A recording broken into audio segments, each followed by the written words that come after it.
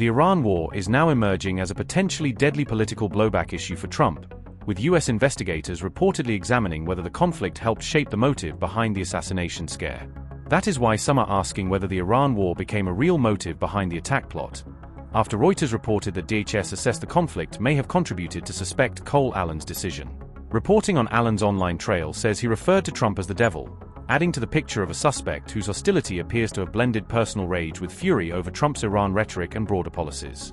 The political sting for Trump is that his own war threats may now be feeding a climate of risk around him, even as long-standing Iranian threats against him continue to shadow the presidency. New details are emerging about the possible motive behind the recent assassination scare involving Trump, with US investigators now examining whether anger over the Iran war may have played a role in the suspect's thinking.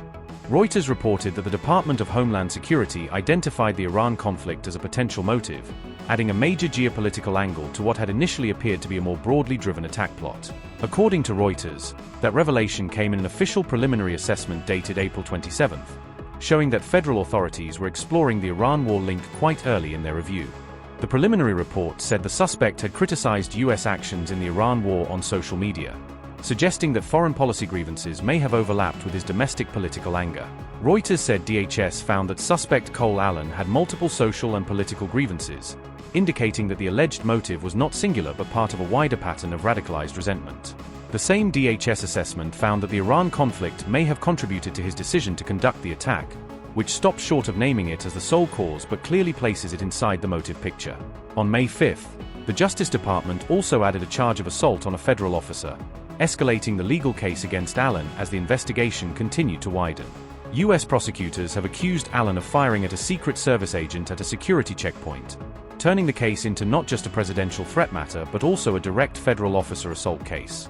Reuters reported that Allen now faces multiple charges and has not yet entered a plea, meaning the legal and factual record is still developing.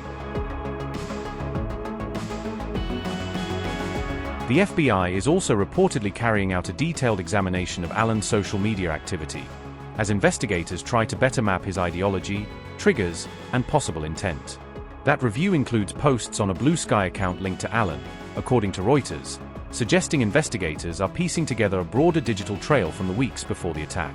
Allen allegedly shared several anti-Trump messages in the lead-up to the incident, reinforcing the view that the attack may have emerged from an escalating pattern of political hostility. Posts linked to Allen also showed criticism of Trump on immigration, Elon Musk, and the Ukraine war, pointing to a wide grievance profile rather than a single-issue obsession. One post reportedly called for Trump to be impeached over his threat to destroy Iranian civilization, making the Iran issue one of the clearest foreign policy themes in the suspect's online rhetoric. A 2024 post linked to Allen also quoted a Bible verse while referring to Trump as the devil, underscoring how intensely personal and incendiary his rhetoric had allegedly become online. Later, Trump said during a press conference, "I mean, he was a guy who looked pretty evil," using blunt personal language to describe the individual in question. A man charged a security checkpoint armed with multiple weapons, and he was taken down by some very brave members of Secret Service, and they acted very quickly. The man has been captured. They're going to his apartment. I guess he lives in California, and he's a sick person, a very sick person. One officer was shot, but saved by the fact that he was wearing obviously a very good bulletproof vest. He was shot from very close distance with a very powerful gun, and the vest did the job.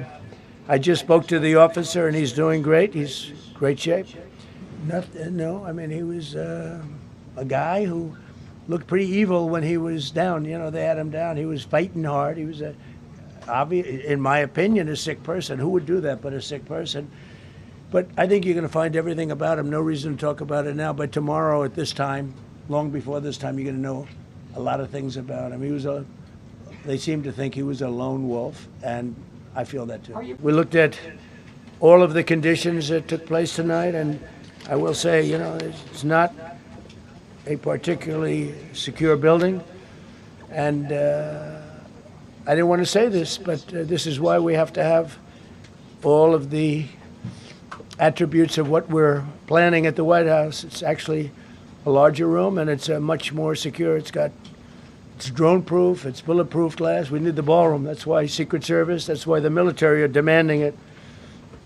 They've wanted the ballroom for 150 years for lots of different reasons, but today's a little bit different because today we need levels of security that probably nobody's ever seen before. But in light of this evening's events, I ask that all Americans recommit with their hearts in resolving our difference peacefully. We have to resolve our differences. I will say, you had Republicans, Democrats, independents, conservatives, liberals, and progressives. Those words are interchangeable, perhaps, but maybe they're not. But yet everybody in that room, big crowd, record-setting crowd. There was a record-setting group of people, and there was a tremendous amount of love and coming together. I watched, and I was very, very impressed by that. Mr. President, I appreciate it. As you mentioned, it all happened so quickly, and I wonder, especially because unfortunately you have experience with these sorts of threats, in that moment when you realized there was a threat and service agents were telling us to get down, can you describe what was going through your mind, how you were feeling in that moment?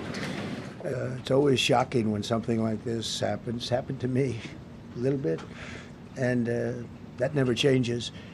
The fact, we were sitting right next to each other, First Lady on my right, and I heard a noise and sort of thought it was a tray. I thought it was a tray going down. I've heard that many times, and it was a pretty loud noise. And it was from quite far away. He hadn't breached the area at all. They really got him. But so it was quite far away, but it was a gun. I was watching to see what was happening. Probably should have gone down even faster. Melania was very cognizant, I think, of what happened. I think she knew immediately what happened. She was saying, that's a bad noise. And we were whisked away along with other people, but we were really whisked away.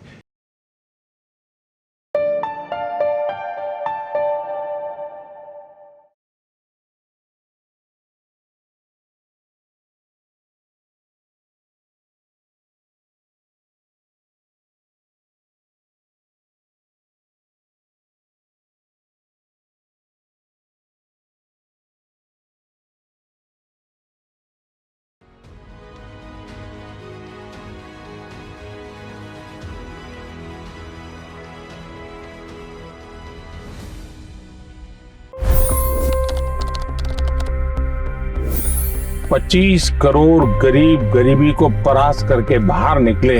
For the good of our nation, let's work together and let's truly make America great again. The fastest news breaks. Requested PM saying that look, you will have to speak to Putin and to Zelensky. The biggest newsmakers. The relationship with India is probably the most important bilateral relationship the U.S. will have for the rest of this century. The capital delivered quite an election result today. Expert analysis. The million-dollar question today is how to stop this dance of death. Ground reports. I'm standing at the crossroad of the Kumbh Mela. Behind me are more than 100 entry ghats. Long-form interviews. Exclusionary politics is reflected in Manipur case as well. You don't bother because this is a small state. Deep dive into burning issues. It's often said DRC could be the richest country in the whole world. It's because of what sits underneath. Why exactly did the US topple the Sheikh Hasina government? HT videos. We don't just break news, we break it down.